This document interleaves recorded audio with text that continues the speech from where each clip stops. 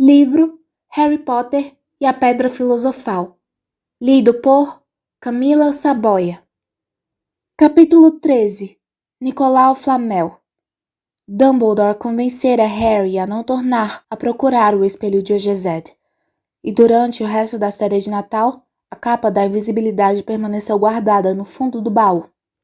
Harry gostaria de poder esquecer o que vira no espelho com a mesma facilidade, mas não conseguiu. Começou a ter pesadelos. Sonhava repetidamente com os pais desaparecendo em um relâmpago de luz verde, enquanto uma voz esganiçada gargalhava. Está vendo? Dumbledore tinha razão. Aquele espelho podia deixar você maluco, disse Ron, quando Harry lhe contou os sonhos. Hermione, que voltou um dia antes do período letivo começar, viu as coisas de outro modo. Estava dilacerada entre o horror de pensar em Harry fora da cama, perambulando pela escola 3 noites seguidas, e se Filch tivesse te apanhado? E o desapontamento que ele não tivesse ao menos descoberto quem era Nicolau Flamel. Quase perdera as esperanças de encontrar Flamel em um livro da biblioteca, embora Harry tivesse certeza de que lera o nome em algum lugar. Quando o novo período letivo começou, eles voltaram a folhear os livros durante os 10 minutos de intervalo entre as aulas. Harry tinha ainda menos tempo do que os outros dois, porque o treino de quadribol recomeçara. Olívio estava puxando pelo time como nunca fizera antes. Até mesmo as chuvas intermináveis que substituíram as nevadas não conseguiam esmorecer a sua animação. Os Weasley reclamavam que Olívio estava se tornando fanático, mas Harry o apoiava. Se ganhassem a próxima partida, contra Lufa-Lufa, passariam à frente da Sonserina no campeonato das casas pela primeira vez em 7 anos. Além do desejo de ganhar, Harry descobriu que tinha menos pesadelos quando voltava exausto dos treinos. Então, durante um treino particularmente chuvoso e enlamado, Olívio deu uma notícia ruim ao time. Acabara de se enfurecer com os Weasley, que davam mergulhos violentos um sobre o outro e fingiam cair das vassouras. Vocês querem parar de se comportar feito bobos? Berrou. Isso é o tipo de atitude que vai fazer a gente perder o jogo. Snape vai apitar dessa vez e vai procurar qualquer desculpa para tirar pontos da Grifinória. George Weasley realmente caiu da vassoura ao ouvir isso. Snape vai apitar o jogo? Perguntou, embolando as palavras com a boca cheia de lama. Quando foi na vida que ele apitou um jogo de quadribol? Ele não vai ser imparcial se tivermos chance de passar à frente da Sonserina. O resto do time pousou ao lado de George para reclamar também. A culpa não é minha, disse Olívio. Nós é que vamos ter de nos cuidar e jogar uma partida limpa, para não dar a Snape desculpa para implicar conosco. Estava tudo muito bem, pensou Harry, mas ele tinha outra razão para não querer Snape por perto quando estivesse jogando quadribol.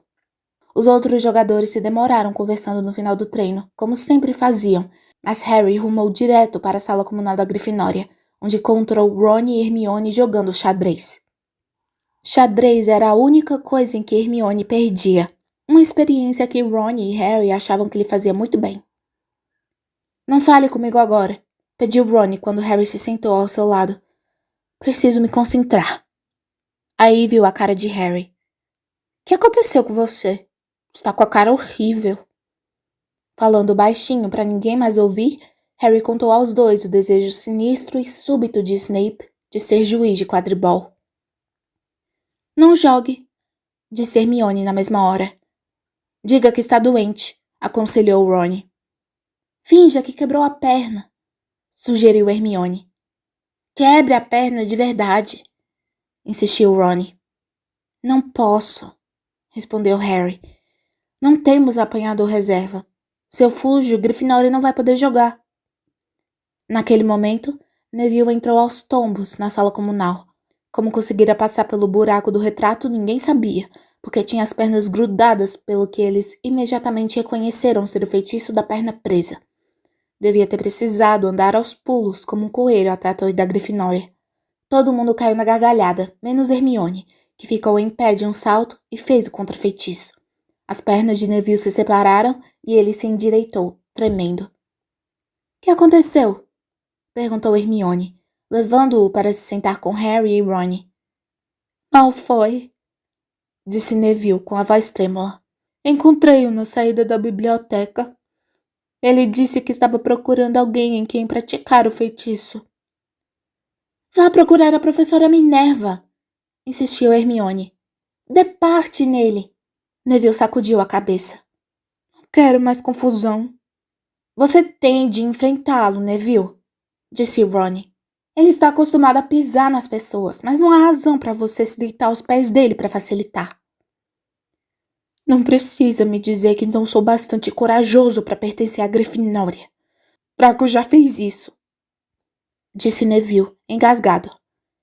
Harry apalpou o bolso de suas vestes e tirou um sapo de chocolate, o último da caixa que Hermione lhe dera no Natal. Deu-o a Neville, que estava com cara de quem ia chorar. Você vale 12 dracos, disse Harry. O chapéu seletor escolheu você para Grifinória, não foi? E onde está o Draco? Aquela Sonserina nojenta.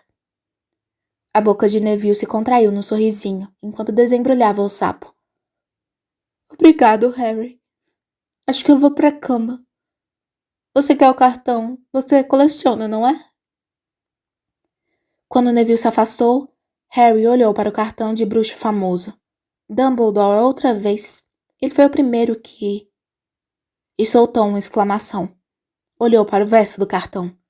Em seguida, olhou para Ron e Hermione. Encontrei! Murmurou. Encontrei Flamel! Eu disse a vocês que tinha lido o nome dele em algum lugar. Li-o no trem a caminho daqui. Escutem só isso. O professor Dumbledore é particularmente famoso por ter derrotado Grindelwald, o Bruxo das Trevas, em 1945 e ter descoberto os 12 usos do sangue de dragão e por desenvolver um trabalho de alquimia em parceria com Nicolau Flamel. Hermione ficou em pé em um salto. Não parecia tão animada desde que eles tinham recebido as notas do primeiro dever de casa. Não saiam daqui, disse, e saiu acima em direção aos dormitórios das meninas. Harry e Ron mal tiveram tempo de trocar um olhar intrigado e ela já estava correndo de volta, com um enorme livro velho nos braços. Nunca pensei em olhar aqui, falou excitada. Tirei-o da biblioteca há semanas para me distrair um pouco. Distrair? Admirou-se Ron, mas Hermione mandou-o ficar quieto, enquanto procurava alguma coisa, e começou a folhear as páginas do livro, ansiosa, resmungando para si mesma. Finalmente, encontrou o que procurava. Eu sabia! Já podemos falar? Perguntou Ron de mau humor. Hermione não lhe deu resposta. Nicolau Flamel? Sussurrou ela teatralmente. É, ao que se sabe, a única pessoa que produziu a Pedra Filosofal. A frase não teve bem o efeito que ela esperava. O quê? Exclamaram Harry e Ron. Ah, francamente, vocês dois não leem? Olhem, leiam isso aqui. Ela empurrou o livro para os dois, que leram. Um antigo estudo da alquimia preocupava-se com a produção da Pedra Filosofal, uma substância lendária com poderes fantásticos. A pedra pode transformar qualquer metal em ouro puro. Produz também o elixir da vida, que torna quem o bebe imortal. Falou-se muito da Pedra Filosofal durante séculos, mas a única pedra que existe presentemente pertence ao Sr. Nicolau Flamel, o famoso alquimista e amante da ópera.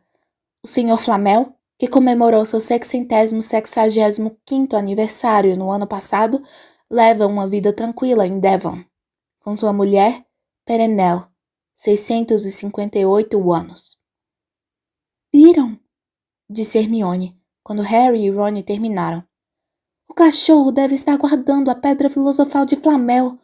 Aposto que ele pediu a Dumbledore que a guardasse em segurança, porque são amigos, e ele sabia que alguém andava atrás dela. Esse é o motivo porque Dumbledore quis transferir a Pedra de Gringotts.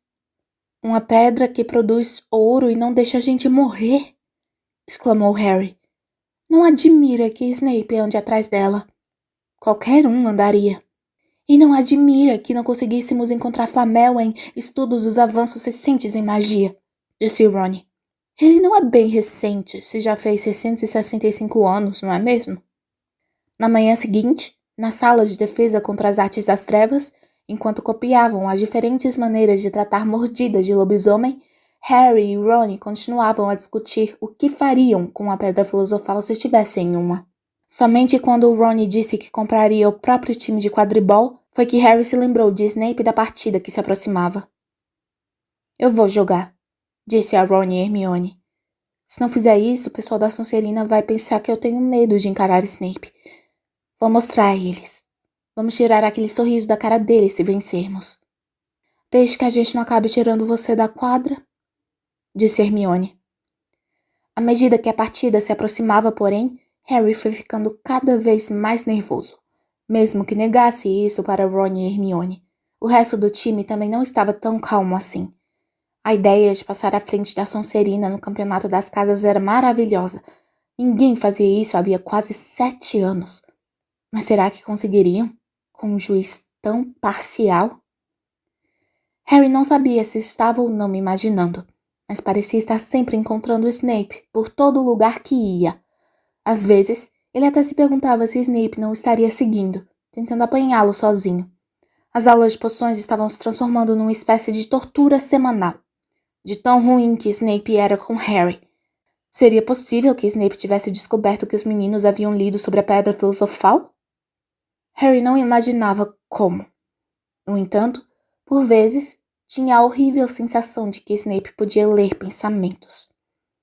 Harry sabia que, quando lhe desejassem boa sorte à porta do vestiário na tarde seguinte, Ron e Hermione estariam se perguntando se o veriam vivo outra vez. Isso não era o que se poderia chamar de consolo. Harry mal ouviu uma palavra da conversa de Olívio para animar os jogadores, enquanto vestia o uniforme de quadribol e apanhava sua Nimbus 2000. Entre mentes, Ron e Hermione tinham encontrado um lugar nas arquibancadas junto a Neville, que não conseguia entender por que eles estavam tão sérios, e tampouco porque haviam trazido as varinhas para o jogo. Mal sabia Harry que Ron e Hermione tinham andado praticando secretamente o feitiço da perna presa. Tinham tido essa ideia ao verem Draco usá-la contra Neville e estavam preparados para usá-la contra Snape, se ele desse o menor sinal de querer machucar Harry. Agora, não esqueça, é Locomotor Mortis, cochichou Hermione, enquanto Ron escondia a varinha na manga. Eu sei, Ron respondeu com maus modos. Não chateia. Mas no vestiário, Olívio puxara Harry para um lado. Não quero pressioná-lo, Potter, mas se há um dia em que precisamos agarrar o pomo logo de saída, é hoje. Termine o jogo antes que Snape possa favorecê-lo, falufa demais. A escola inteira está lá fora, disse Fred Weasley, espiando para fora da porta. Até mesmo... Putz, Dumbledore veio assistir. O coração de Harry deu um salto. Dumbledore! Disse, correndo até a porta para se certificar. Fred tinha razão. Não havia como confundir aquela barba prateada. Harry poderia ter dado uma grande gargalhada de alívio. Estava seguro. Simplesmente não havia jeito de Snape ousar machucá-lo se Dumbledore estivesse assistindo. Talvez fosse por isso que Snape estava com a cara tão zangada na hora em que os times entraram em campo. Uma coisa que Ron também reparou. Nunca vi Snape com a cara tão feia, disse a Hermione. Olha, começou. Ai! Alguém cutucara Ron na cabeça. Era Draco. Ah, desculpe, Weasley. Não vi você aí. Draco deu um largo sorriso para Crabbe e Goyle. Quanto tempo será que Potter vai aguentar na vassoura desta vez? Alguém quer apostar? E você, Weasley? Ron não respondeu. Snape acabara de aplicar uma penalidade na Grifinória, porque George e Weasley mandaram um balaço nele. Hermione, que mantinha todos os dedos cruzados no colo, apertava os olhos fixos em Harry, que circulava sobre os jogadores como um falcão, à procura do pomo. Sabe como eu acho que eles escolhem jogadores para o time da Grifinória? Disse Draco bem alto, alguns minutos depois, quando Snape aplicou uma nova penalidade em Grifinória sem a menor razão.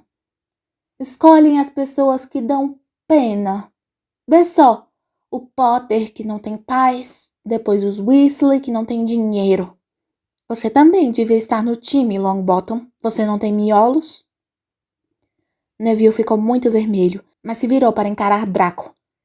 Eu valho 12 Dracos, Malfoy!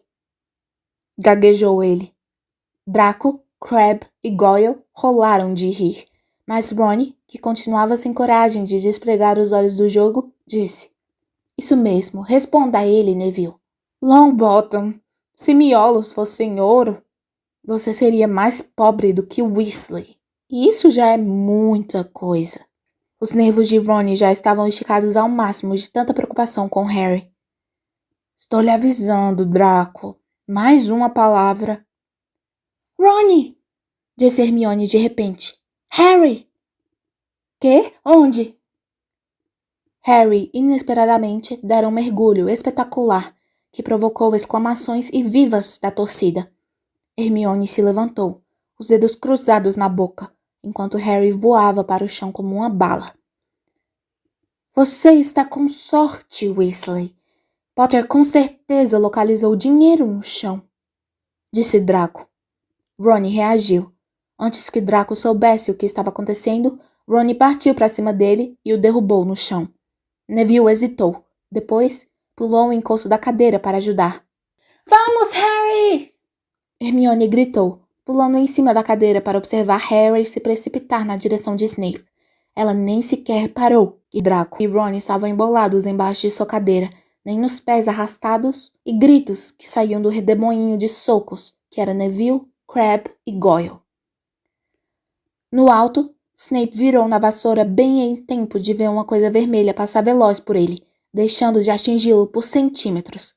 E no segundo seguinte, Harry saía do mergulho, o braço erguido em triunfo, o pomo seguro na mão. As arquibancadas explodiram. Tinha que ser um recorde. Ninguém era capaz de se lembrar do pomo ter sido agarrado tão depressa. Ronnie! Ronnie! Cadê você? A partida terminou! Harry ganhou! Nós ganhamos! Grifinória está na frente! Gritava Hermione, dançando da cadeira para o chão e dali para a cadeira, e se abraçando com Parvati na fileira da frente. Harry soltou da vassoura antes de chegar ao solo. Não conseguia acreditar. Agarrara. O jogo terminou, nem chegara a durar 5 minutos. Quando Grifinória invadiu o campo, ele viu Snape pousar ali perto, a cara branca e os lábios contraídos. Depois, Harry sentiu uma mão no seu ombro, ergueu a cabeça e se deparou com o rosto sorridente de Dumbledore. Muito bem, disse Dumbledore baixinho, de modo que somente Harry pudesse ouvir. Que bom que você não ficou pensando naquele espelho. Manteve-se ocupado. Excelente. Snape cuspiu com amargura no chão. Harry deixou o vestiário sozinho algum tempo depois, para levar sua Nimbus 2000 de volta à garagem. Não se lembrava de ter sido mais feliz. Realmente fizera agora uma coisa que poderia se orgulhar. Ninguém poderia mais dizer que ele era apenas um nome famoso. O ar da noite nunca lhe parecera mais gostoso.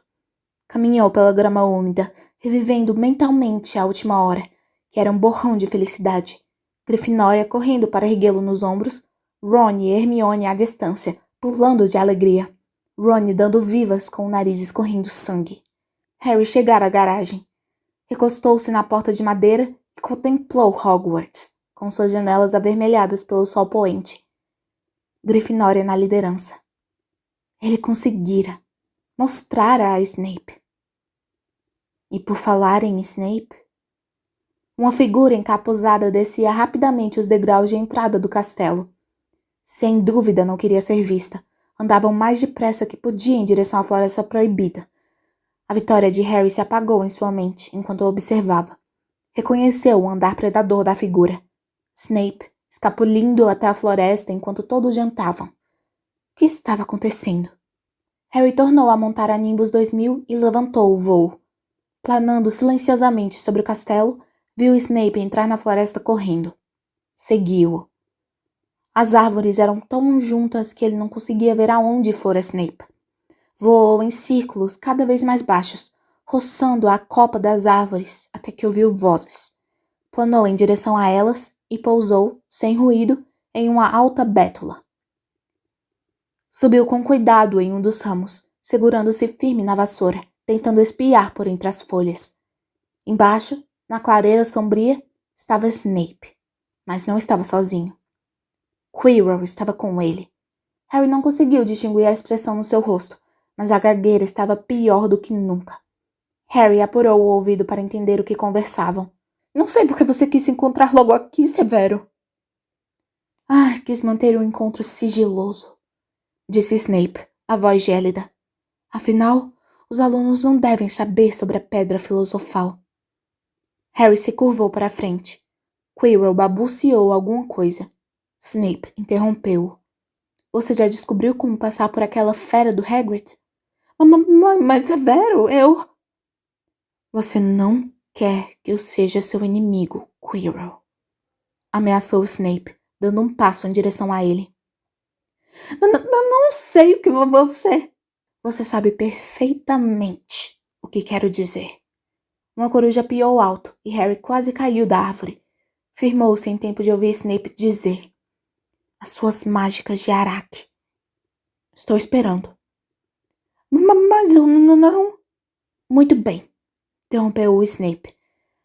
Vamos ter outra conversinha em breve, quando você tiver tido tempo de pensar nas coisas e decidir com quem está a sua lealdade. E jogando a capa por cima da cabeça, saiu da clareira. Estava quase escuro agora, mas Harry pôde discernir Quirrell, parado muito quieto, como se estivesse petrificado. Harry, onde é que você esteve? Perguntou Hermione, com a voz esganiçada. Vencemos! Você venceu! Nós vencemos! Gritou Ron, dando palmadas nas costas de Harry. E deixei o olho de Draco roxo, e Neville tentou enfrentar Crabbe Goyle sozinho. Ainda está desacordado, mas Madame Pomfrey disse que ele vai ficar bem. Isso é que é mostrar a Sonserina. Todos estão esperando você na sala comunal. Estamos dando uma festa. Fred e George roubaram os bolos e outras coisinhas nas cozinhas. Deixa isso pra lá agora, disse Harry sem fôlego. Vamos procurar uma sala vazia. Esperem até ouvirem isso. Ele verificou se Pirraça não estava na sala antes de fechar a porta.